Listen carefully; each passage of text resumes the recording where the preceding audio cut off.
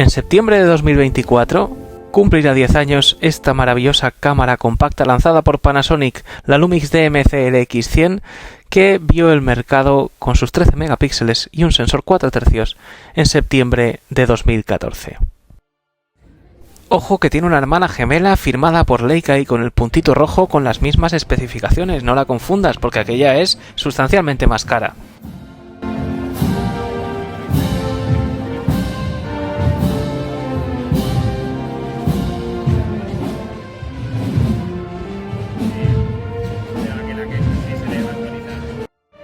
Como os comentaba, esta pequeñaja trae unas especificaciones fantásticas, un sensor CMOS de 13 megapíxeles y tamaño 4 tercios, un zoom equivalente a un 24-75 f1.7 f2.8 firmado por Leica, un obturador electrónica capaz de disparar entre 60 segundos y un 16.000avo de segundo, capacidad de grabar en 4K a 30 frames por segundo y a 1080p a 60 frames por segundo, con una pantallita trasera de 3 pulgadas y 921.000 puntos, pero todo esto en unas dimensiones súper comedidas de 115 x 66 x 55 y pesando solo 393 gramos.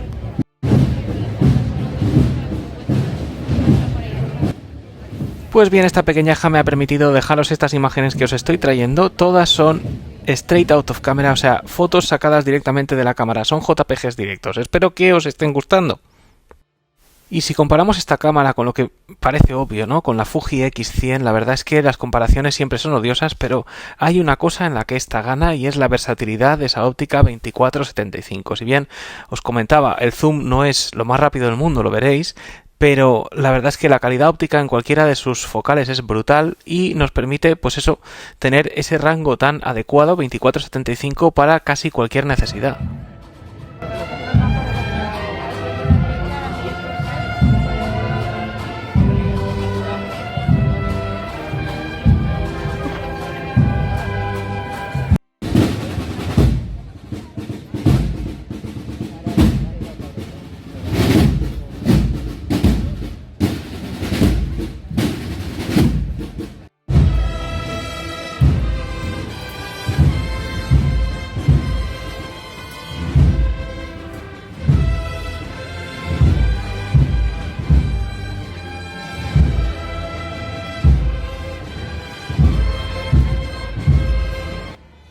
Y la cámara enfoca razonablemente rápido y la verdad es que es una gozada disparar en cualquier condición.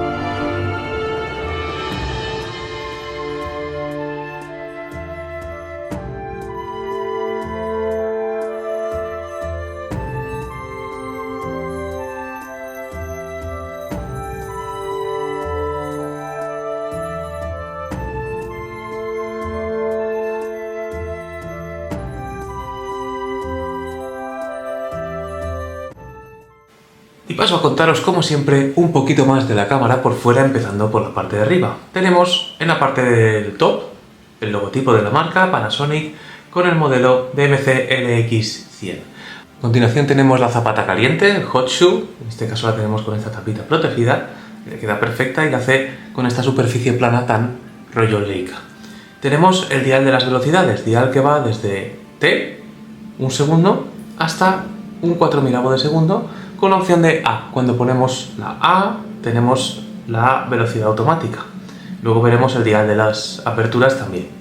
Tenemos el slider de on y off, que es muy práctico, está aquí en la parte de atrás, y que, bueno, lo primero que hace desde luego es abrir el objetivo, lógicamente. Vamos a cerrarlo de momento, y ahí lo tenemos. Tenemos el slider para el zoom, hacia adelante y hacia atrás. Tenemos el botón para el Intelligent Auto, para si queremos de repente estamos en todo manual y queremos hacer una foto rápida y no sabemos cómo configurarla, le damos a este botón que es el botón del pánico. Tenemos un botón para los filtros, aquí, dedicado. Tenemos un dial para la compensación de exposición, cual es fantástico. Y por la parte de arriba ya lo tendríamos todo. Vamos hacia la parte trasera, en la cual tenemos el visor. El visor se ve francamente bien, la verdad es que es luminoso y demás. Y tiene el típico sensor para determinar cuándo estás viendo por el visor o cuándo estás viendo a través de la pantalla. Tenemos aquí diferentes botones de función configurables que podemos personalizar o que tienen una función designada, en este caso pues cambiar entre el Live View de la pantalla o el visor. Tenemos para accionar el Wi-Fi o configurable, como os decía. Tenemos un botón de grabación de vídeo. Tenemos un botón de bloqueo de la exposición o del enfoque, lo cual es muy pro. Tenemos un botón de Quick Menu, botón de reproducción. Tenemos el típico dial que además hace las funciones de joystick con ISO, ráfaga, control del balance de blancos y los modos de enfoque en la parte izquierda y un botón para el acceso al menú. Tenemos aquí otro botón de función que hace las veces de papelera o de atrás y un botón de display para cambiar lo que vemos en pantalla. Por la parte de abajo tenemos montura para el trípode, las especificaciones de la cámara y el número de serie. Y tenemos la tapita donde encontraremos la tarjeta SD y la batería, lógico. Me voy a la parte frontal y en la parte frontal tengo el emblema de Lumix, que es la línea de cámaras de Panasonic, y presidiendo esta parte frontal este maravilloso Sumilux, varios Sumilux f1.7 a 2.8, que es un 10,9 a 34 milímetros equivalente el factor de recorte a un 24-75. Ojo, 1.7-2.8. Una apertura fantástica. En el mismo barril, os lo enseño por la parte de arriba, tenemos varias funciones más y una de las más demandadas o de las más queridas es el dial de las aperturas. Este dial funciona de manera muy suave y, como os decía antes, si coloco el dial en la A, que tiene un poco de un clic más duro para llegar a la A, y aquí lo coloco en la A, estaría trabajando en Program. Es automático y automático, pues solo me queda el ISO para configurar la cámara. Y aquí tenemos una de las particularidades de esta cámara. Esta cámara trae un sensor de 4 tercios en el cual podemos elegir el ratio de imagen. Nunca ocupa, digamos, todo el sensor la imagen, pero siempre maximiza, es decir, siempre aprovecha, mejor dicho, el máximo del tamaño del sensor. Entonces podemos poner en 3×2, 16×9, cuadrado, 1:1 o en 4 tercios. Tenemos en el lado izquierdo el botoncito o el dial, en este caso, para ajustar autofocus, autofocus macro o enfoque manual. Es un slider que va bastante durito y bastante preciso. Y cuando lo ponemos en enfoque manual, este anillo de aquí hace las veces de anillo de enfoque. El anillo de enfoque, como veis, pues es infinito, es un anillo electrónico y sinceramente no es lo mejor de esta cámara. Ni el anillo de enfoque, ni el... No es que enfoque mal, es que, bueno, los que estamos acostumbrados a enfocar con algo que tiene topes y que es mecánico y que tiene una respuesta inmediata, pues este tipo de enfoques no es lo que más nos gusta. Pero bueno, ahí está, lo podemos utilizar y es válido perfectamente. Vamos a enchufar la cámara y os enseño un poquito cómo se las gasta y cómo se maneja. La pantalla se ve francamente bien. Yo ahora tengo, por ejemplo, en el anillo de enfoque este que decíamos aquí, es un anillo configurable. Lo puedes configurar para el zoom o en este caso yo lo tengo configurado para los filtros, al modo de las Fujis. Entonces tengo filtros de todo tipo, tonalidad baja, tonalidad alta, sepia, monocromático, dinámico, rugoso. En fin, tenemos un montón de filtros que para todos aquellos que os gusta jugar, bueno, pues ahí los tenéis. Y si no, pues lo dejáis sin efecto o sin filtro.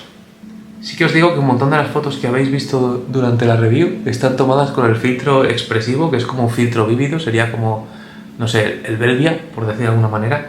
Y es un filtro que la verdad me ha gustado mucho para fotografía de calle, porque a los que nos gusta fotografiar colores, además de blanco y negro, es súper útil porque es muy expresivo y resalta mucho los colores potentes como los rojos, los azules o los verdes. La verdad que está muy bien. Estos son los filtros a los cuales también puedes acceder con el botón de filtro de aquí. y te daré más la explicación de lo que puedes hacer con el filtro. Uno de los controles que me gusta mucho es el de la izquierda, que me da directo acceso al botón del autofocus. ¿Por qué? Porque aquí tengo la detección de la cara y ojos. Este lo pongo cuando quiero hacer fotografía de, pues por ejemplo, de retrato o algo de esto, que os estaré dejando alguna foto por ahí también. Y la verdad que, bueno, pues va muy bien, reconoce el ojo, reconoce la cara y es fantástico. Y si quiero hacer el típico de tener el punto en el centro, me voy a este. Entonces, en un clic hago clac, pum, lo muevo aquí, o lo muevo allá donde me interesa y lo tengo en el punto justo.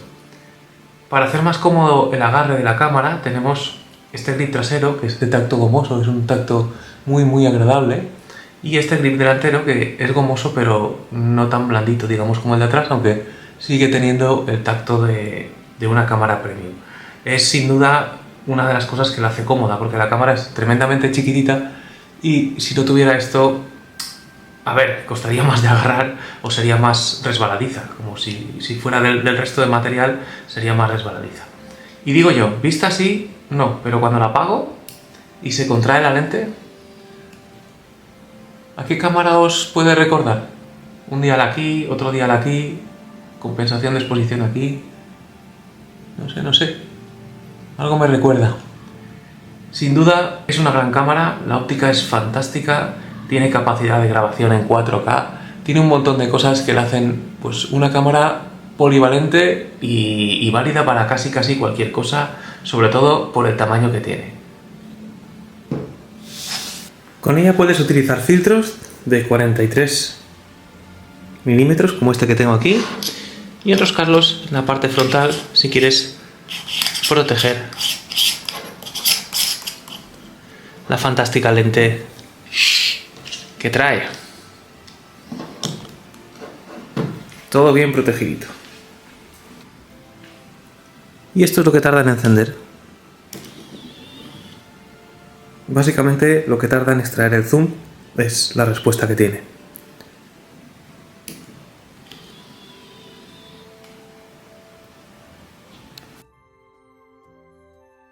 En conclusión, ¿quieres saber si esto es una buena cámara? ¿Quieres saber si esta es para ti?